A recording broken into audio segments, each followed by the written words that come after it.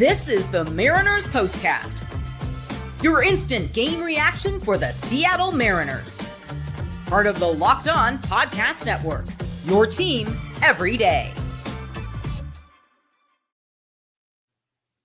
Well, the boys are not locked in right now. I think it's safe to say this one was a bad baseball game. The Mariners, as of right now, this is just my general observation. They're playing more like a team that's 10 games out of it and like just kind of being like, yeah, if something happens, it happens. You know, we'll see. But, we're kind of going through the motions here. Not the team that is in the final wild card spot with the Rangers on their ass. Yeah. All right. I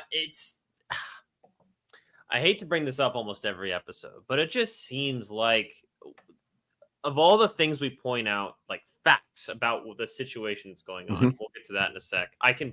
Too many times I logically go to the manager. So we'll talk about that here in a second. Bad start from Luis Castillo, bad offensive day besides the last inning, and just a bad baseball game against a team you should be beating. Again, this is what we said in Cleveland as well. So, Chris Crawford, what are your thoughts about today's game? I mean, I'm glad you brought it up because I was definitely going to as well, but I may have forgotten because, I'd like to forget this game as soon as possible. There was this lack of urgency in the game. There was just, and, I'm not saying that they should have pulled Castillo earlier. I'm not even saying that I have any issues with any of the bullpen decisions that they made. It just was a general lack of malaise that I think has permeated the air of the Mariners. I said malaise and permeated within. Whoa! Writer alert. Yeah, something like that. Not good. Just not good. And it's so disappointing to see this after what I thought was a really well-played game on Sunday to come back into Tampa Bay, or to come into Tampa Bay. And just none of that mattered yesterday. None of that mattered whatsoever. Every aspect of this team today was poor. Every single aspect of this team was poor. And that generally leads to 10-2 blowouts. And 10-2 is misleading. They should have been shut out. Yeah, completely agree. Good for Leo Rivas. That's an awesome home run. He should start at shortstop tomorrow just for that. Sure. I'm not even joking at this point. I think he would be a better option than JP Crawford right now. But so what I mentioned with the manager, I want to get your thoughts on this before we get to Castillo. Because I don't know, man. Like I realize it seems like it's very cherry picking. When they win, we say everything goes right except the manager, and then when they lose, we point to the manager. When I just look at the facts of the situation, I believe the Mariners have at least a top 5 talent roster in the American League, probably top 3 to be completely honest. And you're losing on the road, you're losing in delays, you're uncompetitive. Even in, semi-close games, it seems like once it's not close, not a 1 or 2 run game, it's like, all right, game's over. Let's kind of check out and play again tomorrow. These are all just things that lead me to believe like the guy that's supposed to be getting this team mentally prepared to play a baseball game is not doing his job. And that's taking away all of the in-game decisions, which we've already talked a bunch about. So I just want to know what your thoughts are on that, because this has happened too many times, man. You did not see this team do this under Scott Service. No, that's totally fair. And again, I had no issues really with the decision to play Scott Service. It was time. Sometimes you just need a new voice. My question is if this is the right voice. And the thing about this show in particular, Anders, is we get the privilege to be reactionary. Yes. Like that's our job. You know what I mean? We react to what we see every single game. And there are too many games like this. There are just too many efforts where the effort just doesn't look like it's there. The fight just doesn't look like it's there. And, they need someone to kick them in the tuchus, I think, right now. And I think sometimes we overrate that. Sometimes we have a tendency to say, a manager's supposed to be big, a fiery and brimstone guy. Right. This job is to motivate his players and keep them happy and cohesive for 162 games while not making terrible decisions in the meantime. Yeah. I don't know if there's a ton of examples of him not doing a good job of that in 2025. No. I just don't. And I do not believe the Mariners are winning because of Dan Wilson. That's what I will end up saying is the Mariners may not be in the position solely based on Dan Wilson. Of course they're not. Like, no. Horrible. Players got to do their job, right? Yeah. Yeah. And your team did not do. I don't have any issues with any managerial decisions Dan Wilson made today. No. Other than the fact that they just didn't look ready to play. Yeah. And like, this is more of a general aspect. We'll zoom in here in just a second. Ty Dan Gonzalez tweeted this out a couple days ago. You guys might have heard of him. He's on Locked On Mariners. This podcast is pretty good. The players apparently love playing for him, but do they love playing for him because they actually respect him as a leader or because he has substitute teacher energy? Yeah. And I could not agree with that more. Yeah. Honestly, it kind of seems like the latter to me. Yeah. There just seems to be, and this is one of those things where bigger picture, this is one of those things where Donovan Solano not being on this roster is something that's a little concerning to me, right? Because he's kind of one of the adults in the room, all due respect to some of these other guys. And yeah, we'll see how this all plays out. Yep, I'm very interested. Let's not start with the start because we started with some other stuff, but I just wanted to get that immediate reaction out there. But Luis Castillo, another bad outing. Yeah. He hasn't pitched good since July. What's going on with him? For me, it's the velocity. Like when you're a fastball heavy pitcher, as much as he is, and we've said this the last 3 starts now. Yeah. And you're 93 to 94, 95 maybe, versus 96 to 98. That's a big difference. That's a huge difference. Huge difference. And, I will say that, number one, this wasn't good enough. Not even close to good enough. Obviously, 4 innings of 5-run baseball isn't good enough for anyone, especially someone who has expectations like Luis Castillo. Number 2, I thought he pitched better than the line suggests. Let's go over the second inning real quick, okay? Because first inning looks great. Luis Castillo. And I'm like, okay, this is great. Yeah. Gets the first 2 outs of the second inning. Feeling pretty good. A little base hit knock from Jake Mangum. Infield, yeah. I'd like somebody to make that play. I'd like somebody to make that play. And then I believe he either hits or walks a batter for the second, put the second guy on. You can let me know. I'm trying. Walk. Okay, so he issues the walk. To Richie Palacios. Yeah, some questionable calls on that walk, to be fair.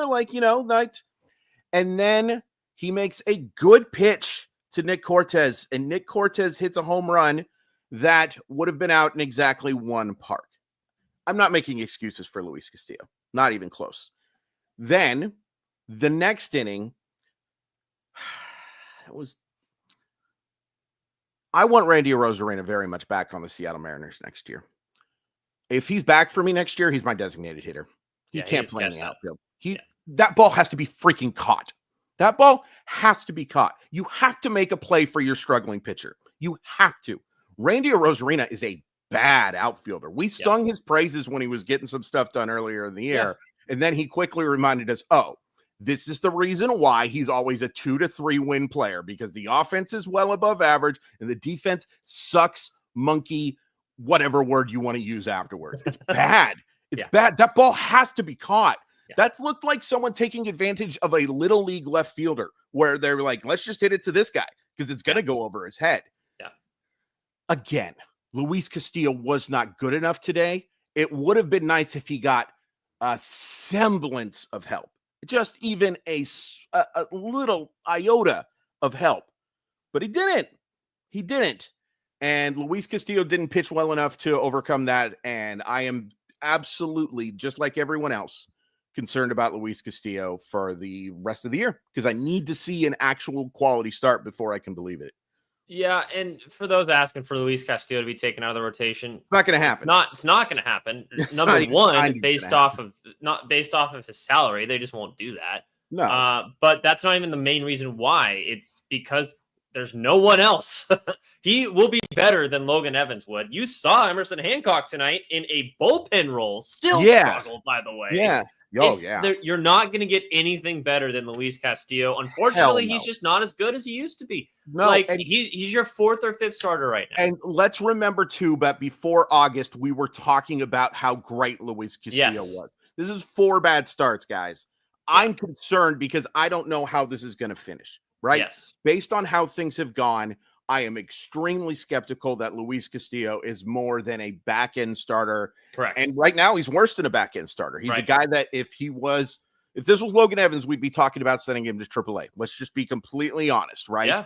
Yeah. But you can't just completely ignore the first 20 or whatever it was from Luis Castillo either. You can't do that. No. Luis Castillo is a major reason why, I might even argue the second biggest reason why in your pitching staff that you are still in the position that you're in.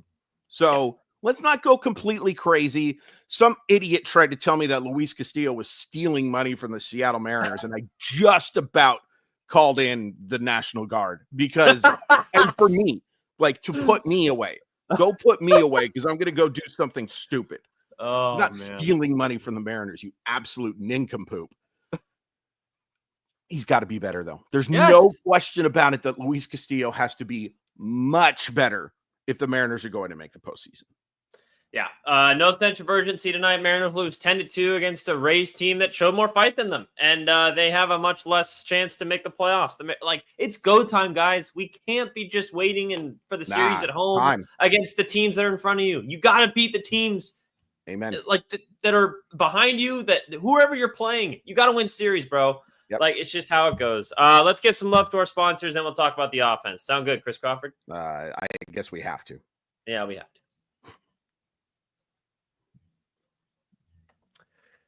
Hey, Locked On Mariners fans, are you still paying full price for gas? Stop leaving money behind. Get real cash back every time you fill up with the free Upside app. Simply download the free Upside app in the App Store or Google Play right now and start earning cash at the pump today.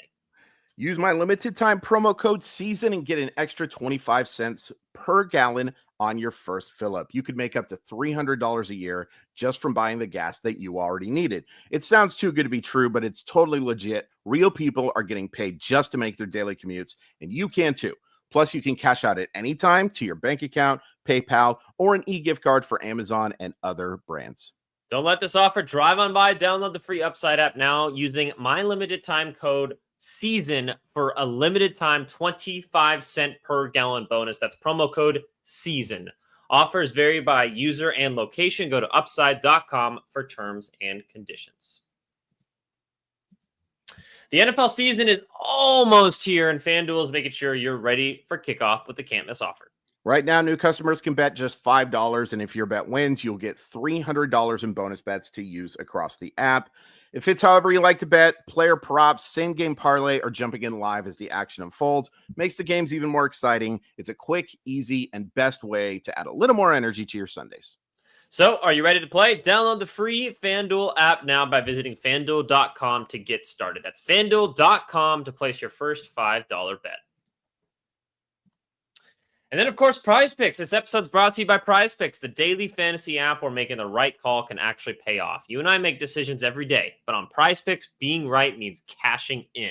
With football back, Prize Picks is the simplest and fastest way to get in on the action. Just pick more or less on 2 to 6 player projections, and you can turn your takes into real prizes all in less than 60 seconds. It's really simple. You just take a look at the over, under, or the more and less for them that you are looking to bet.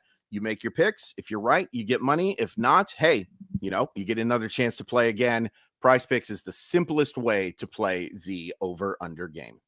Download the Prize Picks app today and use code LOCKEDONMLB to get $50 in lineups after you play your first $5 lineup. That's code LOCKEDONMLB for $50 in lineups after your first $5 play. Prize Picks, it's good to be right.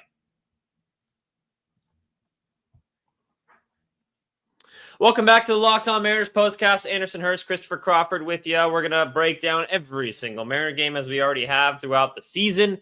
Even these stinkers like today. The Mariners lose 10-2 against the Tampa Bay Rays, get outplayed in every facet of the game for arguably the 4th straight game. And it's against teams that are worse than you. So I don't know where to start offensively, Chris, but if you have something you want to mention, just go ahead. It was just terrible up and down the line tonight. Here's what I'll just tell you. This is where hits don't tell the story, because the Mariners get 10 hits in this game.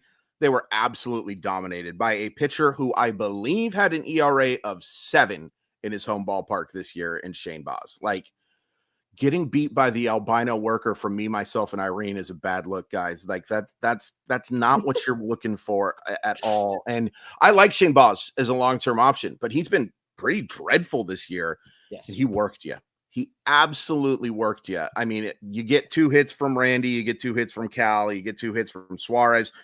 And Rivas are the only guys today who can hold their heads high. I know JP Crawford gets a couple of weak little singles too. I'm tired of I'm not going to praise JP Crawford from what I have seen lately. I'm sorry, I'm just not going to do it.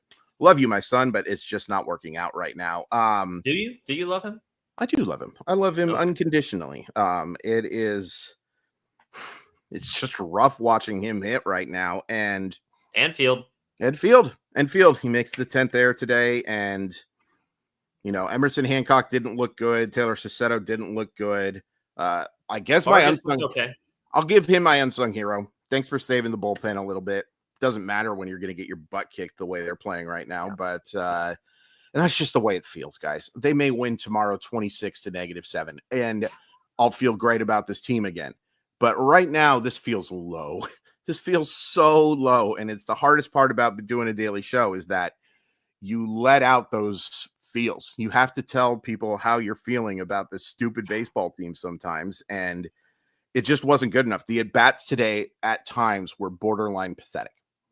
Yeah, I'll go unsung hero Gino. Gets 2 doubles. It's 2 balls hard. Like, he's about as consistent top to bottom. Obviously Leo Rivas comes in and hits the homer. Good for him, by the way. First career Major League home run. Got to shout him out. I mentioned, like, when you asked who should be called up, I said Leo Rivas, kind of like just tongue in cheek, not tongue in cheek, but just like, no, I don't know who else it would be, sort of thing. Sure. Yeah. But he's been raking in AAA. It's good to see that hopefully those results can carry over to the major leagues. I always liked what he was able to do. Sure. Back to Gino, though, it seems like he's kind of coming out of it a little bit. Yeah. Just at the right time for everyone else to be coming down, because Julio was bad, Cal was bad, Naylor has looked awful recently. Yeah. Randy, not great. I don't know, man. It's you can't get shut out for 8 2/3 innings or 8 1/3 innings or whatever it was in a high-A ballpark. It can't happen. It doesn't matter what excuses you give. You cannot get shut out when you're playing in the Florida gosh damn State League. It can't happen. It's pathetic. Yeah, and I'm seeing people in the comment section like mentioning that it's the Gavin Williams effect. Like, so many mistake pitches. But this is the part where I also think they're just not ready to play, because they're not ready to hit either. It's not just in the field. It's not just mental errors on the base paths. No. It translates to your at bats as well, and it shows. Yeah. Like, Shane Baz didn't slice and dice you up today with great stuff. No, he did not deserve to go 6 innings of shutout baseball. He did not, by the way you pitched. No. You just had awful at-bats. This team is not ready to play baseball. And there's, 23 games left? That is inexcusable, man. That is inexcusable. Can't happen. It can't happen. And you can tell me all you want about how they all matter the same. No, that's bullcrap. They matter a hell of a lot more right now. Yes. And right now, I'll tell you this: if I could give another unsung hero, go Arizona Diamondbacks. They're up right now, aren't they? They're up 5-3. So hopefully they only lose the half game ground on the Royals, who don't play. Unsung villain Rob Manfred. It's gosh damn Labor Day. Either everybody plays or nobody plays. Figure it out. Why is there only like 10 games today? That's so freaking stupid. Either everyone plays on a holiday or no one plays on a holiday. Figure it out, you troglodyte. That's a great. You know what? If there's anything positive that comes from today, it's that I learned a new insult. It's troglodyte from Chris Crawford. It's not a very nice one either. Sorry, Robbie. No, you're not sorry. Mariners lose this one 10-2. Brian Wu tomorrow, correct?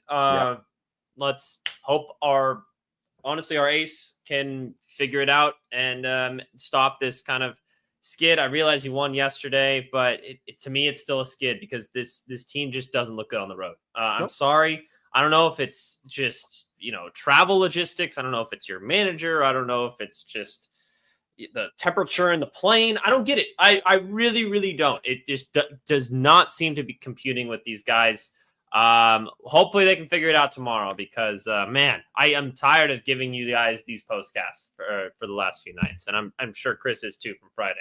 I'm tired of it. And now I have to draft with Bucky Dang Jacobson in a football league. So I'm just not in a very good mood. And please play ball tomorrow. Please play well tomorrow so I can have some sanity. Play ball and play well. Both of those. I'm down for that. All right. Thanks so much, guys. Really appreciate it. Another 4:35 tomorrow. We'll check in with you guys right after the game.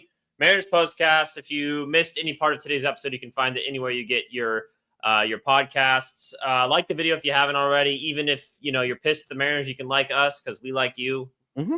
Like kind of little symbiotic relationship there. So we'll talk to you guys tomorrow. Go Mariners. Have a good night.